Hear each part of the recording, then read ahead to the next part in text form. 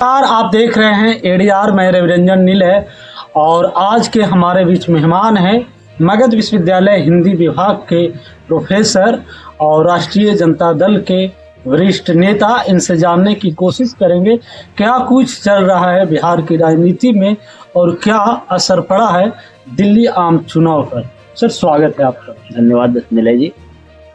Sir Delhi में आम चुनाव हुआ, आम आदमी पार्टी की सरकार भी बनी, रेखा गुप्ता मुख्यमंत्री पद के शपथ भी लिए, तो आम आदमी पार्टी चुनाव हार गई, बीजेपी की सरकार बनी, तो क्या ऐसा माना जाए कि इंडिया गठबंधन अब नहीं रहा?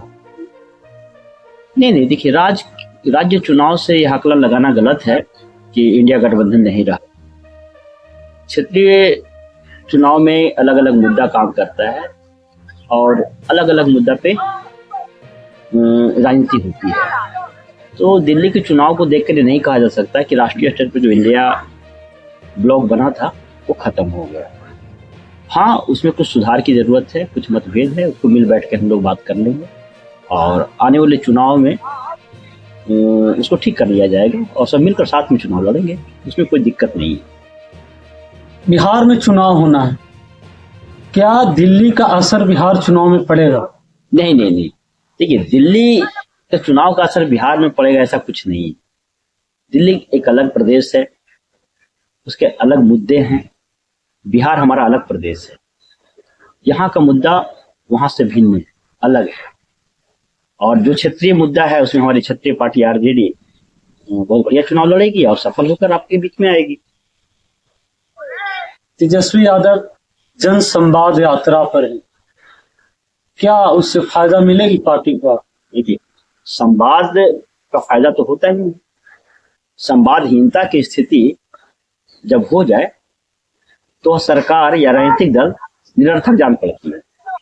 अभी क्या है, जिस तरह से वर्तमान में जो मुख्यमंत्री हैं, जो उनकी मानसिक स्थिति है, जो मेडिकल फिटनेस का सवाल है, उससे क्या हो रहा है, संवादहीनता की स्थिति तो बन रही है।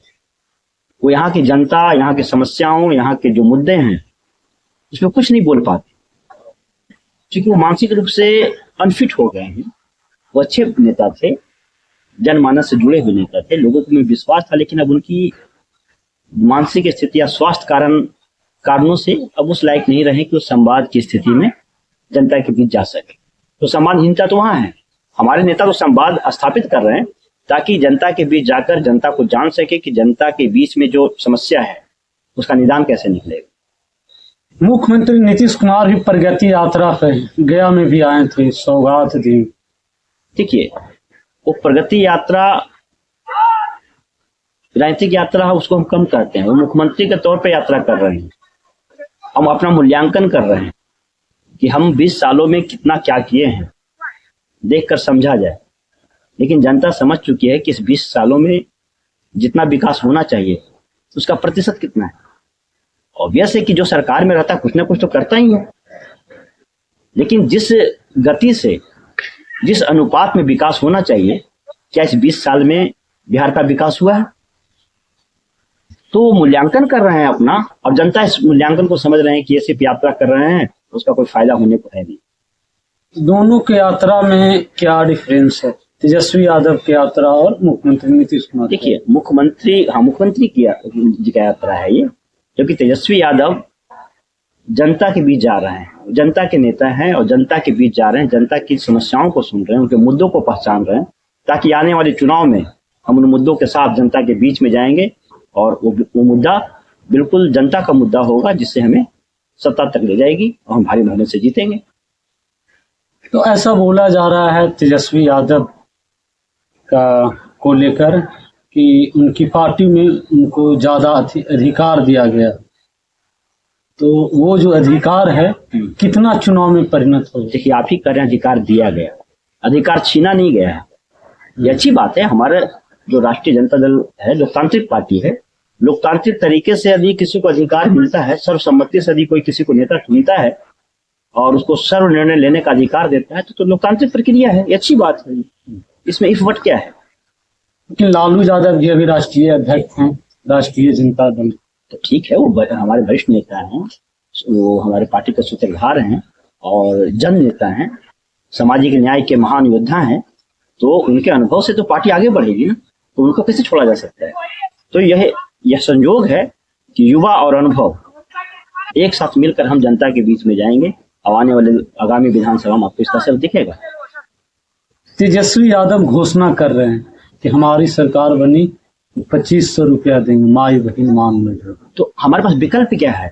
जनता जिस गरीबी से बेहाल जिंदगी जीवन जी रही है, उस गरीबी से निकालने के लिए उसका घर दाल रोटी का इंतजाम हो सके, दवा और स्वास्थ्य संबंधी चिंताएं दूर हो सके, शिक्षा कॉपी किताब ला सके, उसके लिए हम क्या है, ये उठ मुंह में जीरा का फोरन। यह कोई हम भीख नहीं दे रहे हैं, ना ही हम रोजगार उन्मूलन कार्यक्रम है। हम तो बस उस महंगाई से त्रस्त जनता को थोड़ा राहत पहुंचाने की बात कर रहे हैं कि जो वर्तमान सरकार कुछ नहीं सोच रही है। सिलेंडर कहां से कहां हो गया, आलू दाल प्याज का दाम तो कहां सर से क्या लगता है कि इन मुद्दों पर बिहार की जनता वोट करेगी? अगर देखें तो दिल्ली का जो चुनाव हुआ था, उस चुनाव में केजरीवाल ने बहुत सारे वादे किए थे, लेकिन उन वादों को दिल्ली की जनता ने नकार दिया। देखिए, दिल्ली की जनता उन्हें नकार दी इन कारणों से नहीं नकार। दरअसल केजरीवाल जी का मसला कुछ अलग है।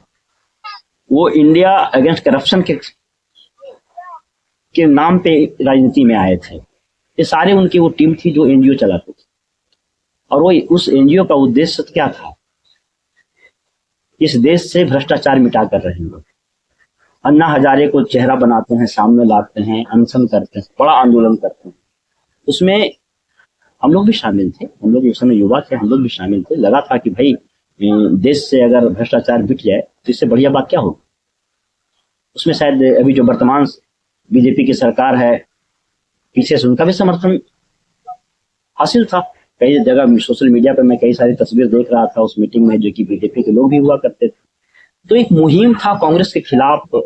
यूपीए 2 की बात, हाँ, यूपीए 2 की मैं बात कर रहा हूँ। उसमें देखिए बहुत 2G घोटाला का बाद में अलग 2G घोटाला कहा गया कि यह है, जो कि 2G घोटाला हुआ ही नहीं। सुप्रीम कोर्ट तो उसको बोला कि ये घोटाला हाँ, तो ये बिल्कुल कांग्रेस को सत्ता से दूर करने के लिए ये प्रयोजित ढंग से किया गया था। 2G घोटाला की चर्चा हुई, रामदेव जी करप्शन के खिलाफ जो कि रामलीला मैदान में आंदोलन करते हैं, उधर फिर केजरीवाल बड़ा आंदोलन खड़ा करते हैं, और एक माहौल बनाया जाता है कि भ्रष्टाचार के खिलाफ हम लड़ रहे हैं, और यदि हमारी सरकार आई तो हम लोकपाल भी लाएंगे। लोकपाल भी जो अभी तक नहीं आया, लोकपाल लाएंगे, भ्रष्टाचार से हम लोगों को निजात दिलाएंगे। लेकिन क्या हुआ? भ्रष्टाचार मिटाने के नाम पर जो पार्टी आई थी सत्ता में, वो खुद भ्रष्टाचार में लिप्त हो गई। अब लिप्त है, ये तो फैसला खैर न्यायालय में है या अभी विचाराधीन है, इस पर मैं कुछ नहीं कहूंगा। लेकिन हाँ, जनता के बीच में बीजेपी और कांग्रेस दोनों मिलकर यह मैसेज देने की कोशिश तो की कि कहीं ना कहीं केजरीवाल की सरकार भ्रष्टाचार में लिप्त है। तो भ्रष्टाचार के नाम पर वहां की जनता उनको नकार दिया।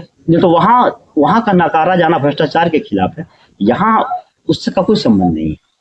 बिहार के चुनाव में उसका कोई संबंध नहीं है। बिहार का मुद्दा अलग है। देखिए, इसमें हालांकि एक कड़ी जुड़ता है कि केजरीवाल जिस भ्रष्टाचार की बात करके सत्ता में आए थे, एक एनजीओ चलाने वाली पूरी टीम आई थी, उसी प्रकार से हमारे यहाँ प्रशांत किशोर भी आए हैं आज जी, जो कॉर्पोरेट सेक्टर के आदमी हैं।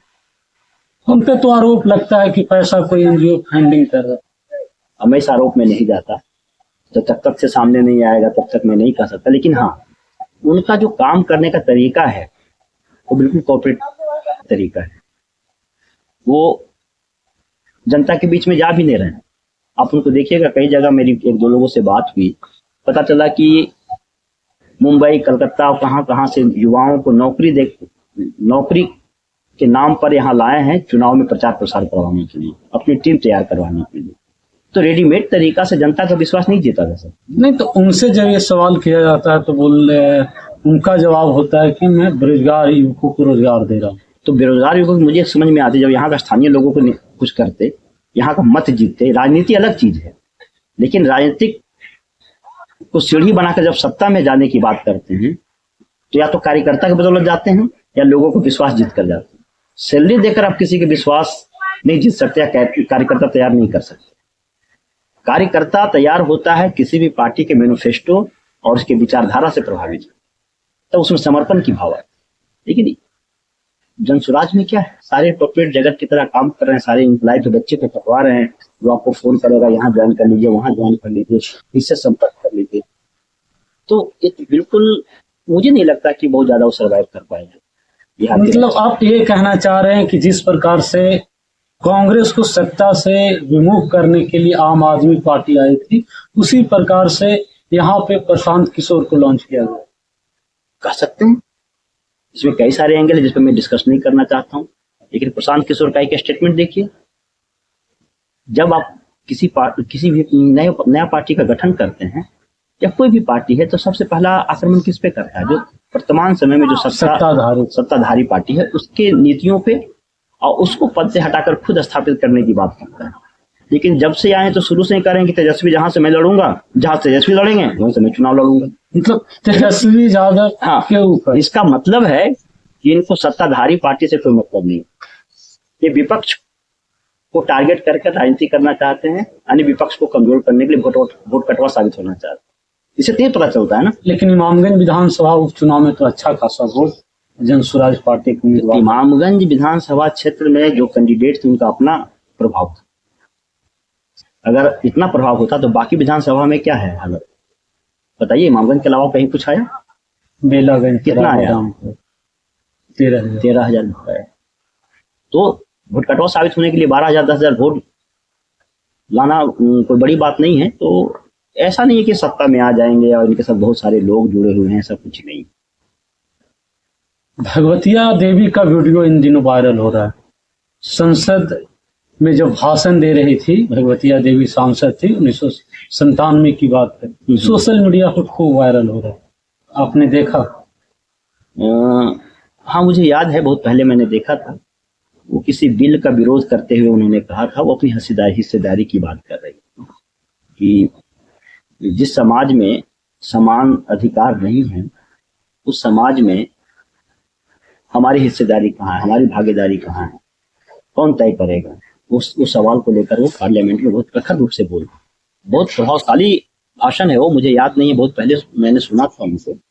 लेकिन देखिए, यही बात मैं कहता हूँ कि जब भारत की राजनीति में आम आदमी का प्रवेश होगा, जिनको आप तक वंचित रखा है, जिनको संवैधानिक अधिकार अभी भी देने में जिनसे आप परहेज करते हैं, वो लोग संसद और विधानसभा में जाएंगे, यही भाषा बोलेंगे। और बोलना भी चाहिए, क्योंकि जो जनता जिनको चुनकर भेजी है, अगर वो वहां नहीं बोलेगा तो कहाँ बोलेगा। लेकिन अफसोस है कि अधिकांश राजनीतिक पार्टियों में जो शामिल हमारे जो वीकर सेक्शन के लोग हैं, तो बोल कहाँ। लेकिन आरक्षण के नाम पर तो जाते हैं।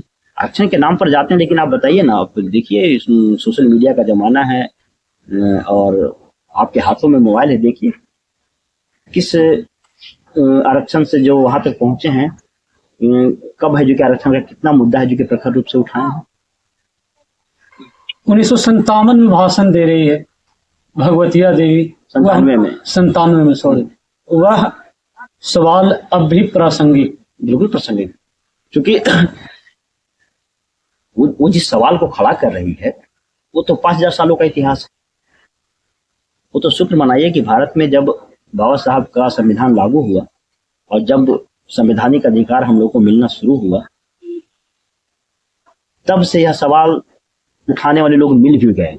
नहीं तो पहले तो सवाल भी उठाने का अधिकार नहीं, है ना। एक पंक्ति है, क्या क्या बताऊं तुझको, क्या क्या सुनाऊं तुमको, इस जिंदगी का हालत सागर से कम नहीं। तो पहले तो स्थिति ये थी कि जो गुलामी और जो मानसिक तनाव में हम लोगों ने जिंदगी जिया है, जो खास करके जो श्रमिक वर्ग हैं, एससी हैं, एसटी हैं, ओबीसी हैं, वंचित समुदाय के लोग हैं, वो अपनी गाथा किसको सुनाते? वो तो सुना भी नहीं सकते थे। जिनको खटिया पे बैठने का अधिकार नहीं था, 102 डिग्री के बुखार में उनको खेतों में काम करना पड़ता था और नहीं जाने पे कोड़े बरसाए जाते थे। वो दिन भी तो हम लोग ने अपनी आंखों से देखा है। हम लोग उस युग में हैं जो संक्रमण काल को देखा है, जो लालू जी से पहले का समय भी देखे हैं और लालू जी के बाद का भी समय देखे। जब अधिकार की आप बात करते हैं, 5000 वर्षों के इतिहास को बताते हैं, भारत के गृह मंत्री संसद में बयान देते हैं कि अम्बेडकर कहना आज फैशन। देखिए, ये बहुत दुर्भाग्यपूर्ण स्थिति। कि देश का गृह मंत्री अगर यह कहते हैं कि अम्बेडकर का नाम फैशन हो गया है, दरअसल उस जनता के जुनून को पहचान नहीं पा रहे। अम्बेडकर वीकर सेक्शन का गुरूर है, एक जुनून है।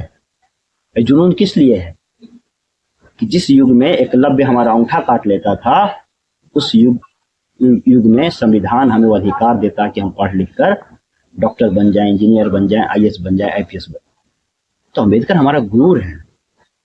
हम उनका नाम लेंगे, एक बार नहीं 1000 बार लेंगे, क्योंकि उस आदमी ने भारतीय संविधान के माध्यम से हमें वो अधिकार दिलाया जो पिछले 5000 वर्षों से हम खोज रहे हैं। ऐसे में गृह मंत्री को इस तरह की भाषा का प्रयोग नहीं करना चाहिए, चाहे टेंडेंसी उनका जो भी रहा हो। मैं ये भी कहता हूँ हो सके उनका टेंडेंसी ऐसा नहीं रहा हो, लेकिन इस तरह की भाषा का प्रयोग नहीं करना चाहिए, दुखद है। क्या लगता है सर कि बिहार में जो आम चुनाव होने वाला है, पिछले बार से किन मुद्दों पे हटके चुनाव है? चुनाव हमने पहले भी कहा है, विकास के मुद्दा पे चुनाव होगा, भ्रष्टाचार के मुद्दा पे चुनाव होगा, सामाजिक न्याय के मुद्दा पे चुनाव होगा, रोजगार के मुद्दा पे चुनाव होगा, महंगाई दूर करने के मुद्दा पे चुनाव होगा। आपके पार्टी राष्ट्रीय जनता दल में युवाओं की क्या भागीदारी है? हमारी पार्टी में तो युवा दिख रहे हैं, बाकी जगह तो दिख ही नहीं रहे हैं युवा। कोई एक ऐसा पार्टी बताइए जो बिहार के क्षेत्रीय पार्टी हो और उसमें युवा चेहरा इतना प्रखर रूप से जनता के बीच में जाके काम कर रहा हो। नीतीश कुमार खुद है जो कि एक्सपायरी डेट पे चल रहे हैं। आप लोग बार बार नीतीश कुमार को एक्सपायरी डेट, कारण है कि देखिए ये सच है, जो नया है वो पुराना होगा। नीतीश कुमार जी अपने दौर में अच्छे नेता थे, समाजवादी नेता थे, उन्होंने बहुत संघर्ष किया, लेकिन ताउम्र तो नहीं कर सकते ना।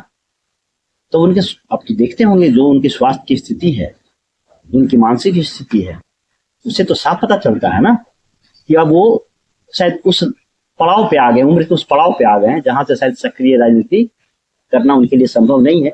वो अलग बात है कि नीतीश कुमार जी एक चेहरा है इंडिया के पास, इसके अलावा कोई चेहरा है नहीं जिसको आगे रख के चुनाव लड़े। सम्राट चौधरी का इमेज क्या है? इतने बड़े कद नहीं है कि उनको आगे करके चुनाव लड़ा जा सकता है। ठीक है, युवा नेता है, मैं मानता हूँ। चिराग भी युवा है, लेकिन चिराग वगैरह में अकेले अपने दम पे कितना सीट ला सकते हैं, जबकि राष्ट्रीय जनता दल के युवा चेहरा अकेले अपने दम पे सबसे बड़ी पार्टी है। तो बाकी अब बीजेपी की बात करें, बीजेपी में कौन युवा चेहरा है? स्थानीय चेहरा में बताइए। मतलब आप ये कहना चाह रहे हैं कि तेजस्वी यादव का जो फेस वैल्यू इन 5 सालों में बना उप मुख्यमंत्री कार्यकाल के बाद। देखिए एक सच है ये कि किसी राजनीतिक परिवार में पैदा होते हैं तो आपको अवसर मिलता है, अवसर मिलने में कठिनाई नहीं है, लेकिन अंततः मेहनत और जनता का विश्वास जीतने के लिए आपको जनता के बीच में जाना पड़ेगा। यह काम इन तीनों नेताओं ने किया है।